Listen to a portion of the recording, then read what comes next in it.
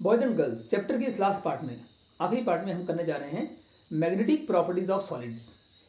Magnetic properties का मतलब चुंबकीय गुण, किसी भी सॉलिड के चुंबकीय गुण, वो कितना स्ट्रॉन्ग मैग्नेट होगा या कितना नहीं होगा, या बाहर के मैग्नेट के प्रति एक्सटर्नल मैग्नेट से वो कितना अट्रैक्ट होगा या कितना नहीं होगा, ये सब बातें हम देखेंगे। तो इस आधार पर हमने सॉलिड्स को 5 मुख्य भाग में बांटते हैं। पहले तो जो होते हैं वो होते हैं नंबर 1, वो होते हैं paramagnetic solids, para magnetic solids. और इसी प्रकार से दूसरा होता है एक डायामैग्नेटिक सॉलिड, डायामैग्नेटिक सॉलिड्स। अब इन दोनों को समझने के लिए बाकी 3 जो हैं वो बाद में करेंगे, जैसे 3rd 4th और 5th जो आएगा वो बाद में आएंगे। कौन कौन से? वो आएंगे फेरोमैग्नेटिक, एंटी फेरोमैग्नेटिक और फेरी मैग्नेटिक, वो हम बाद में करते हैं। एक अलग उसको अलग से स्टडी करते हैं, उनका तरीका अलग है। पहले इन दोनों को समझने के लिए हम क्या करेंगे, हम एक चीज पहले समझेंगे कि मैग्नेटिक मूवमेंट क्या होती है। देखो, जैसे कोई बड़ा मैग्नेट होता है, उसको हम, उसकी जो फील्ड होती है, उसकी जो चुंबकीय क्षेत्र होता है, उसको हम मैग्नेटिक फील्ड कहते हैं। लेकिन अगर एक छोटा सा मैग्नेट हो, टाइनी मैग्नेट, छोटा सा, तो उसकी मैग्नेटिक फील्ड को हम एक अलग नाम देते हैं, मैग्नेटिक मूवमेंट नाम देते हैं, मैग्नेटिक मूवमेंट। जैसे वो छोटा मॉलिक्यूलर स्केल पे हो या एटॉमिक स्केल पे हो या उससे भी छोटा हो, तो जैसे इलेक्ट्रॉन है, तो इलेक्ट्रॉन की बात कर रहे हैं। हर एक एटम के अंदर इलेक्ट्रॉन तो होता ही है, और वो इलेक्ट्रॉन जो होता है चार्ज होता है। अब कोई भी चार्ज पार्टिकल जब मूवमेंट करेगा तो चार्ज के मूवमेंट से क्या होगा कि उसके आसपास एक चुंबकीय क्षेत्र पैदा होता है, मैग्नेटिक फील्ड पैदा होती है। और उसी को हम समझाने के लिए हम यहाँ पर उसको मैग्नेटिक मूवमेंट कहते हैं। और कैसे समझाएंगे, देखो, जैसे मान लीजिए कि ये एक न्यूक्लियस है, प्लस चार्ज का न्यूक्लियस, और इसके आसपास इलेक्ट्रॉन घूम रहा है गोल गोल, सर्कुलर ऑर्बिट होगी। लेकिन हम साइड से समझाने के लिए इसको ऐसे ओवल दिखा रहे हैं, सिर्फ समझाने भर के लिए, क्योंकि हम उसको ऑर्बिट को साइड से देख रहे हैं।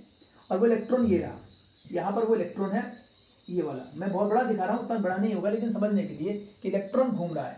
अब जब इलेक्ट्रॉन इस तरह से घूम रहा है, मान लीजिए ये इस तरह से रिवॉल्व कर रहा है, तो वो इस तरह से जब इलेक्ट्रॉन एक चक्कर लगा रहा है, घूम रहा है इस ऑर्बिट में, तो यहाँ न्यूक्लियस से एक एक्सिस पर पास होगी बीचों बीच, जिस एक्सिस के ऊपर न्यूक्लियस है उसके आसपास इलेक्ट्रॉन घूम रहा है। तो यदि इलेक्ट्रॉन मान लो इस तरह से घूम रहा है, तो उसकी एक घूमते समय एक बीचों बीच एक एक्सिस से ही एक मैग्नेटिक फील्ड पैदा होगी, जो एक्सिस के अलोंग काम करेगी। इस एक्सिस में जो मैग्नेटिक फील्ड पैदा हो रही है उसको हम म्यू कहते हैं, मतलब म्यू का मतलब मैग्नेटिक फील्ड, यहाँ लग रही है वो म्यू, म्यू का मतलब मैग्नेटिक मोमेंट। तो ये मैग्नेटिक मोमेंट आ रही है। पहली तरह से आप देखा किस वजह से ये आ रही है, ड्यू टू क्या, रिवॉल्यूशन, चक्कर लगा रहा है, रिवॉल्व कर रहा है, रिवॉल्यूशन किसका, रिवॉल्यूशन ऑफ इलेक्ट्रॉन, पता है कि अराउंड न्यूक्लियस। एक तरीका तो ये हो गया। एक तरीका और हो सकता है बेटे कि इलेक्ट्रॉन जब चल रहा है, मान लो ये इलेक्ट्रॉन चल रहा है, तो अपने आसपास भी राउंड राउंड घूम रहा होगा। ये पूरी जो इसकी गोल घूमने की जो ऑर्बिट है तो सर्कुलर, लेकिन इसका छोटा सा हिस्सा अगर हम लें, इस ऑर्बिट का अगर छोटा सा हिस्सा मान लें, गोल घूम रहा है न्यूक्लियस के आसपास, लेकिन इसका छोटा सा हिस्सा माने तो स्ट्रेट लाइन होगा, एक सर्कल का छोटा सा हिस्सा स्ट्रेट लाइन मान लेते हैं अप्रोक्सीमेटली। और उसमें जो इलेक्ट्रॉन जो चल रहा था, ये रहा वो इलेक्ट्रॉन ई माइनस, और वो यूं तो घूम ही रहा था बेटे, लेकिन वो अपने आसपास भी लट्टू की तरह, मतलब कि वो एक गोल गोल स्पिन कर रहा है अपने आसपास। उस स्पिन को हम यूं दिखा देंगे कि यूं करके अपने ही आसपास घूम रहा है, स्पिन कर रहा है। न्यूक्लियस तो यहाँ रह गया, वो अपने आसपास भी स्पिन कर रहा है, ये स्पिन हो रहा है। तो due to spin of electron, electron के स्पिन करने की वजह से भी एक मैग्नेटिक मूवमेंट पैदा होगी, जो ये जो हमारी ये थी ना इसकी बेटे एक्सिस, ये जो रोटेशन थी इसकी सर्कुलर ऑर्बिट, इस ऑर्बिट का ये भाग जो दिख रहा है छोटा सा, इसमें इसकी इस तरफ लगेगी, ऊपर की ओर लगेगी।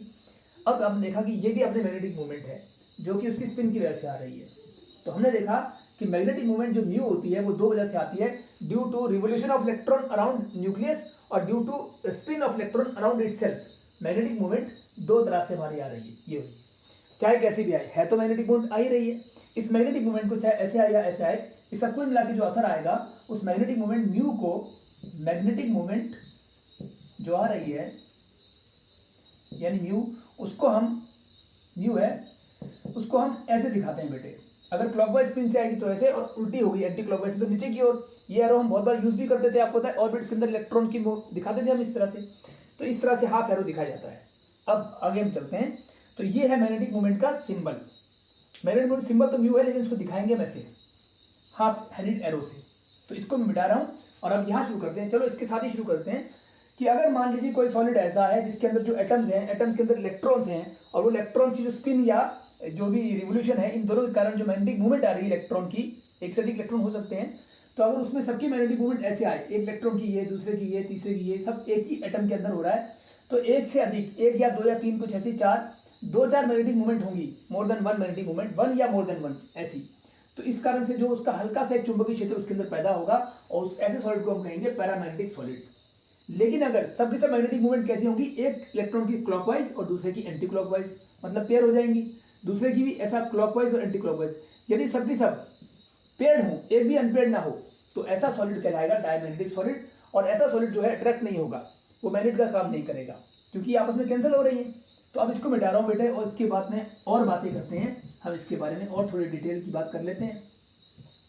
देखिए, अब ये जो सॉलिड है जिसमें एक या दो या तीन या चार ऐसे कुछ एक मैग्नेटिक मूवमेंट्स आ रही हैं और पेयर नहीं हो रही, अनपेयर्ड आ रही हैं, तो अनपेयर्ड इलेक्ट्रॉन के कारण जो आएंगी, उसके कारण ये सॉलिड जो होगा ये बाहर वाले मैग्नेट से हल्का सा अट्रैक्ट होगा। तो ये हल्का सा अट्रैक्ट होगा, अट्रैक्टेड किसके द्वारा, यहां अगर हम लगा रहे हैं external magnetic field. External magnetic field का मतलब होता है कि बाहर से एक हम चुंबक ला रहे हैं, बाहर से मैग्नेट ला रहे हैं, तो उसमें क्या होगा, एक्सटर्नल मैग्नेटिक फील्ड में ये अट्रैक्ट होगा। लेकिन जो डायमैग्नेटिक सॉलिड है उसमें आपस में तो कैंसिल हो रही है, ये अट्रैक्ट तो हो नहीं सकता, क्योंकि इसका नेट मैग्नेटिक मूवमेंट जीरो हो रहा है, खत्म हो जा रहा है आपस में, तो ये अट्रैक्ट तो नहीं होता है, लेकिन हल्का सा क्या होगा, वीकली रिपेल्ड होता है, रिपेल्ड, वीकली रिपेल्ड। अब आगे चलते हैं। अब बाकी तीन सॉलिड जो है वो कौन कौन से हैं, वो है फेरोमैग्नेटिक सॉलिड्स, और कौन से, एक और भी है एंटी फेरोमैग्नेटिक सॉलिड्स, और एक लास्ट और भी है इसी तरह से फेरी, FERRI, वहां फेरो था, यहाँ फेरी है, फेरी magnetic solids.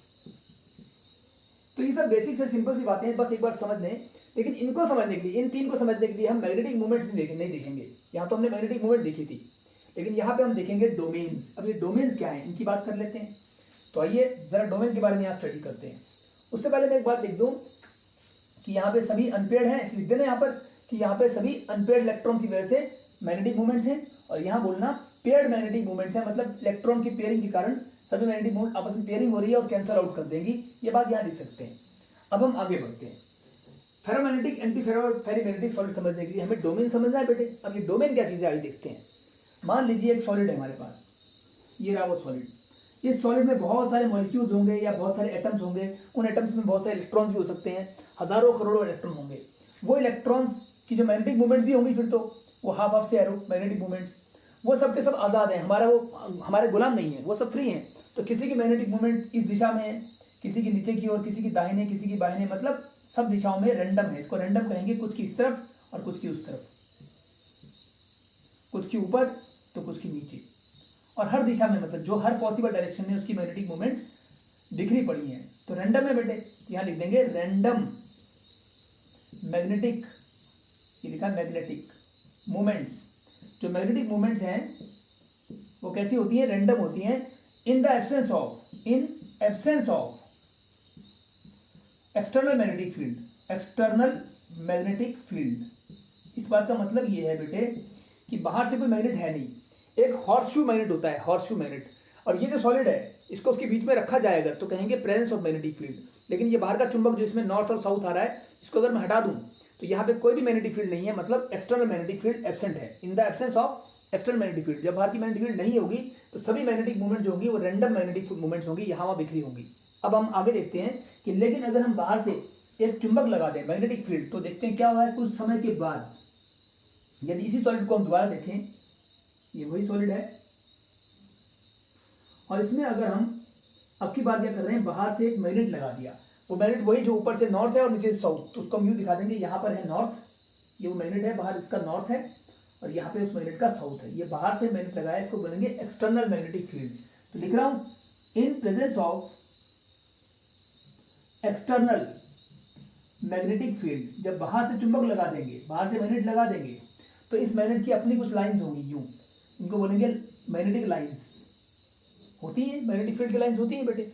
In magnetic field की लाइंस की प्रेजेंस में, मतलब मैग्नेटिक फील्ड की प्रेजेंस में क्या होगा, इसके कुछ एरिया, कुछ एरिया के, ये जो छोटी छोटी मैग्नेटिक मूवमेंट थी, मान लो इस एरिया की मैग्नेटिक मूवमेंट सब के सब क्या हो जाएंगी, एक ही दिशा में अलाइन हो जाएंगी, इसके पैरेलल हो जाएंगी, पैरेलल या एंटी पैरेलल, मतलब जैसे यहाँ की सब के सब ऊपर की ओर हो जाएंगी, मतलब इसके पैरेलल लेकिन ऊपर की ओर, तो एक ग्रुप बन जाएगा बेटे ऐसा। और हो सकता है यहाँ की सबके सब नीचे की ओर हो जाए, ये ग्रुप नीचे की ओर हो रहा है, ऐसे यहाँ एक ग्रुप और बन जाए जो सबके सब ऊपर की ओर हो जाए। तो मैं तो यहाँ 3 ही ग्रुप बना पाया हूँ, लेकिन असल में 3 नहीं होंगे, ऐसे ग्रुप कई ग्रुप बन जाएंगे। यूँ मान लो कि छोटी छोटी आर्मीज बन जाएंगी, छोटी छोटी फौज बन जाएगी, सेनाएं बन जाएंगी। इस सेना के सब ऊपर है, तो इस सारी सेना की ताकत इकट्ठा हो जाएगी। इन छोटी छोटी मैग्नेटिक मूवमेंट्स की ताकत जब इकट्ठा होकर एक बड़ी ताकत बनेगी, तो उसको हम इन सबको ऐसे दिखा देंगे, इसके ऊपर ही यूं करके एक बड़ा एरो आ जाएगा। ऐसे एक बड़ा सा एरो इसके ऊपर दिखा रहे हैं कि सब के सब इकट्ठा होकर ऊपर की एक स्ट्रॉन्ग मैग्नेटिक फील्ड बन गई। स्ट्रॉन्ग मैग्नेटिक मूवमेंट को हम कहेंगे डोमेन। तो ये इस प्रकार से क्या बन गई, डोमेन। जैसे एक डोमेन की ऊपर की ओर बनी, इन सबको मिलाकर नीचे की ओर है ना सब, तो इनकी मिलाकर एक डोमेन नीचे की ओर बना देंगे ऐसे। इसकी फिर से ऊपर की ओर, क्योंकि सब ऊपर की ओर है, तो जो ऊपर की ओर होंगे उनकी डोमेन ऊपर की ओर हो जाएगी। ऐसे हमने 2 या 3 डोमेन दिखा दिया, 2 या 3 नहीं, वहां बहुत सारे डोमेन बनेगी, लेकिन वो ग्रुप से बनेगी। ग्रुप ऑफ मैग्नेटिक फील्ड की ताकत मिलाकर बनती है डोमेन। डोमेन का मतलब होता है ग्रुप ऑफ मैग्नेटिक मूवमेंट्स। तो डोमेन आप समझिए, कोई पूछा डोमेन क्या है, बोलना ग्रुप ऑफ मैग्नेटिक मूवमेंट्स। बहुत सारे मैग्नेटिक मूवमेंट अगर एक साथ हो रहे एक ही दिशा में, तो उसको कहते हैं डोमेन।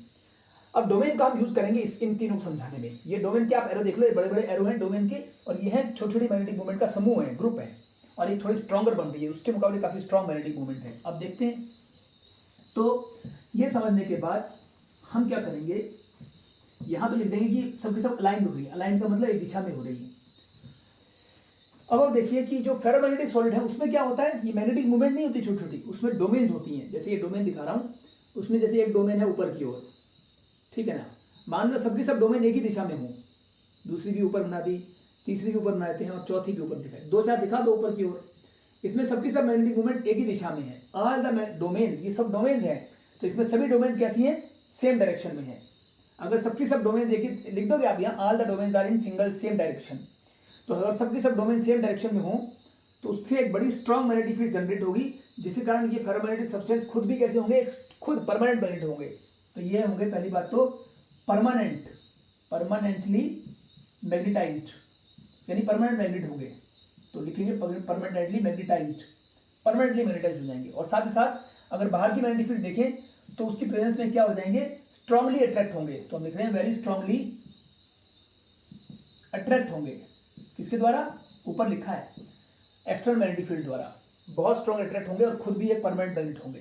इनको हीट भी करोगे तो जल्दी से मैग्नेटिज्म लॉस नहीं होगा इनका। अब आगे चलते हैं, एंटी फेरोमैग्नेटिक सॉलिड कैसे होते हैं। भाई एंटी फेरोमैग्नेटिक सॉलिड कैसे होते हैं, उनमें भी ऐसी डोमेन्स होती हैं। ये सब क्या है, डोमेन्स हैं, और ये कैसी है, सबकी सब सेम डायरेक्शन में। लेकिन यहाँ डोमेन्स कैसी है, देखो इसमें एंटी फेरोमैग्नेटिक में एंटी नाम आ रहा है, मतलब एक दूसरे से एंटी। एक डोमेन मान लो ऊपर की ओर है, तो दूसरी डोमेन नीचे की ओर होगी। जैसे यहाँ पे भी एक और दिखा देते हैं कि ये डोमेन ऊपर की ओर दिखा रखे हम, और ये डोमेन नीचे की ओर।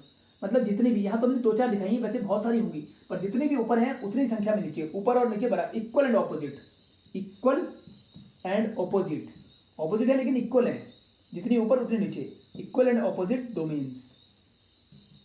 और यहाँ लिखेंगे ऑल डोमेन्स, फेरोमैग्नेटिक लिखेंगे all domains in same direction, in same direction.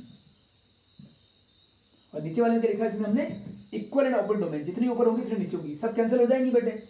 लेकिन कैंसिल होने के बाद थोड़ा बहुत मैग्नेटिक मूवमेंट बची रह जाएंगे। जैसे फौज से फौज लड़के तो मर गई, ये और फौज भी लड़के कट के खत्म हो गई, लेकिन उस फौज में जब 2 फौजें लड़ती हैं तो कुछ थोड़े बहुत सिपाही बच जाते हैं, थोड़े बहुत तो किसी के बचेंगे, या तो ऊपर की ओर बचेंगे या नीचे की ओर। उसके कारण हल्का सा मैग्नेटिक फील्ड एक्सपेक्टेड होता है, और वैसे इसका माना जाता है कि जीरो के लगभग आता है, zero net magnetic movement, zero net magnetic movement आता है। हाँ, एक्सपेक्टेड होता है कि थोड़ा बहुत आएगा। तो ये बात हो गई, इसलिए ये एक्सटर्नल मैग्नेट द्वारा ना के बराबर अट्रैक्ट होते हैं, मतलब कि हम कहेंगे नॉट अट्रैक्टेड या वेरी वीकली अट्रैक्टेड। तो लिख देते हैं वीकली अट्रैक्टेड। यहां जीरो लिखना सही नहीं है, या तो जीरो और वेरी स्मॉल लिखना चाहिए। जीरो या तो जीरो होगी या वेरी स्मॉल, क्या, net magnetic movement. Magnetic movement cut जाएंगी सभी, लेकिन कुछ एक बची रह जाएंगी। तो नेट मैग्नेटिक मूवमेंट जो होंगी या तो वेरी स्मॉल होगी या जीरो होगी, इस कारण से वेरी वीकली अट्रैक्ट होगा। तो ये बात। और अगली बात करते हैं फेरीमैग्नेटिक सब्सटेंस की। फेरीमैग्नेटिक में क्या होता है कि डोमेन्स होती तो ऑपोजिट है। देखो, एक मैंने ऊपर बनाई तो एक नीचे, फिर से एक ऊपर बनाई, लेकिन अब की बार नीचे नहीं, अगली भी ऊपर ही बना रहा हूं। यानी कि देखो ऑपोजिट तो है, लेकिन ऊपर है 3 और नीचे है 1, मतलब ऑपोजिट बट नॉट इक्वल, तो लिखेंगे opposite but not equal domains. जो डोमेन्स हैं वो ऑपोजिट तो है पर इक्वल नहीं है, तो इस कारण से मान लो ये वाली तो कैंसिल हो गया, पर कुछ एक बची रह जाएंगी, वो कैंसिल नहीं होंगी। इस कारण से क्या होगा, जो कैंसिल नहीं होंगी वो अपने आप में, वो मैग्नेटिक मूवमेंट नहीं, वो भी डोमेन है, कई मैग्नेटिक मूवमेंट का समूह है, तो ये अट्रैक्ट होंगी, इसका मतलब, इसलिए क्या होंगी, अट्रैक्ट होंगी, अट्रैक्टेड होंगी किसके द्वारा, बाय एक्सटर्नल मैग्नेटिक फील्ड, वो तो ऊपर ही लिखा है, एक्सटर्नल मैग्नेटिक फील्ड से अट्रैक्ट होंगी। अब इसके मुकाबले थोड़ा ज़्यादा होंगी, क्योंकि इसमें तो सिर्फ मैग्नेटिक मूवमेंट थी, और यहाँ मैग्नेटिक मूवमेंट से बनी हुई जो डोमेन्स हैं तो थोड़ी सी स्ट्रांगली होगी, लेकिन इससे कम, तो हम लिखते हैं कि अट्रैक्टेड होगी, ये थोड़ा कम और थोड़ी सी ज़्यादा, यानी अट्रैक्टेड किसके, बट मोर देन, अट्रैक्टेड तो ये भी हो रहा है और ये भी हो रहा है, लेकिन ये कैसी होगी, मोर देन, ज़्यादा अट्रैक्टेड होगी किसी द्वारा, पैरामैग्नेटिक से ज़्यादा अट्रैक्ट होगी, more than paramagnetic substance, paramagnetic substance solid से ज़्यादा होंगी, क्योंकि ऐसे कोई भ्रम रहेगा कि दोनों अट्रैक्ट हो रही है, कौन ज़्यादा, तो ये थोड़ी सी ज़्यादा होगी, और ये वाली वीकली अट्रैक्ट हो रही है, ये वाली स्ट्रांगली, वेरी स्ट्रांगली हो रही है, और ये तो रिपेल हो रही है, सब अलग अलग है, ये दोनों अट्रैक्टेड थी लेकिन थोड़ी स्ट्रांग है, और ये और भी स्ट्रांग है, वेरी स्ट्रांगली, और ये तो परमानेंट मैग्नेट भी है, और ये वाली वीकली रिपेल्ड हो रही है, और ये वीकली अट्रैक्ट हो रही है, सब में अलग अलग है, सबसे कमजोर ये होगा अट्रैक्ट, उससे ज़्यादा ये अट्रैक्ट होगा, उससे ज़्यादा ये अट्रैक्ट होगा, उससे स्ट्रांगली सबसे ज़्यादा ये अट्रैक्ट होगा, और ये तो रिपेल होगा, तो इस हर एक में अंतर है, देखिए ध्यान से।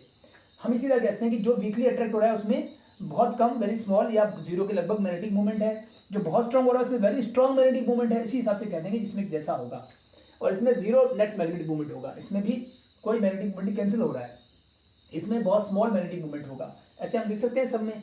तो ये सब बातें हमने यहाँ पे करी। इसके बाद एक छोटी सी बात और, कि जो सॉलिड्स आपको दिख रहे हैं जैसे पैरामैग्नेटिक सॉलिड्स हैं, इसके एग्जांपल्स हैं जैसे ऑक्सीजन Cu2+, Fe3+, हम लिख देते हैं इनके एग्जांपल्स में ऑक्सीजन है, Cu2+ है, Fe3+ है, ऐसे ही कुछ और एग्जांपल भी होंगे, जैसे हम इन सबके एग्जांपल एक एक करके यहाँ पे लिख देंगे। जैसे इसमें Fe3+ के बाद क्रोमियम 3+ भी है, Cr3+, ये सब के सब जो लिखे हैं, ये सब के सब किसके हैं, पैरामैग्नेटिक सब्सटेंस के एग्जांपल्स हैं। ऐसे ही डायमैग्नेटिक को लें तो उसमें से कुछ, जैसे बेंजीन हो गया, NaCl हो गया, NaCl होता है, बेंजीन होता है, वाटर होता है, इस प्रकार से C6H6 का मतलब बेंजीन। तो ऐसे कुछ मॉलिक्यूल्स के अंदर क्या होता है, डायमैग्नेटिज्म होता है, ये हम पहले भी पढ़ के आए, पढ़ना ये सब दे रखा होता है। अब जरा फेरोमैग्नेटिक की बात करें तो आयरन ही आएगा इसमें, आयरन, निकल, कोबाल्ट, ऐसी चीजें आएंगी, आयरन, निकल, कोबाल्ट, ऐसे और भी कुछ सॉलिड्स आएंगे। ये एंटी फेरोमैग्नेटिक की बात करें तो इसमें कौन कौन से आएगा, फिर इसमें बहुत कम एग्जांपल होते हैं, इसका आएगा एक ही, जैसे MnO, इसके एग्जांपल में फिर मैग्नीज ऑक्साइड आता है, बहुत और भी कुछ आते हैं पर वो कम है, रेयर वाले हैं, तो ये आते हैं। और फेरीमैग्नेटिक जो है, फेरीमैग्नेटिक, इसमें थोड़े ज़्यादा आते हैं, इसमें कई एग्जांपल जैसे फेराइड्स होती हैं तरह तरह की, जैसे कि एक तो लिख दें मैं, फेराइड्स का मतलब Fe3O4, या इसमें कोई आयरन का स्थान अगर मैग्नीज लेता है, 3 आयरन में से एक आयरन को निकालकर मैग्नीज आता है Mn, तो बाकी बचेंगे Fe2O4, एक आयरन कम कर लिया यहाँ से और Mn लगा दिया। सिर्फ Mn ही क्यों, कुछ और सॉलिड भी लगा सकते हैं, जैसे कि हम जिंक लगा दें तो भी ऐसा हो जाएगा, लगा सकता हूँ Zn Fe2O4, या तो Fe3O4 होगा, या एक आयरन कम कर लो और मैग्नीज या जिंक, जैसे कुछ एग्जांपल्स आप ले सकते हैं। तो ये सभी एग्जांपल्स आपके होते हैं, आप देखो इनको एक बार, एक और इसमें यहाँ पे लिखते हैं CrO2, chromium dioxide, gadolinium Gd, तो ये सब एग्जांपल्स यहाँ पर, ये सब बुक्स में जनरली बुक एग्जांपल दिए होते हैं, तो आपको साथ साथ ये एग्जांपल्स भी इनके याद कर लेने हैं, किसके कौन कौन से एग्जांपल्स हैं, ये आपके एग्जांपल्स पूछे जा सकते हैं किसी भी एग्जाम में। तो ऐसे और एग्जांपल भी होते हैं, आप लर्न करने की कोशिश कीजिए। और ठीक है बेटे, ये हमने आज किया है कि 5 तरह के मैग्नेटिक फील्ड के हिसाब से सॉलिड्स होते हैं, और इन पांचों में क्या क्या अंतर है, क्या क्या मीनिंग है, डोमेन क्या होती है और मैग्नेटिक मूवमेंट क्या होती है, ये सब बातें समझकर फिर इसको लर्न करेंगे। Thank you.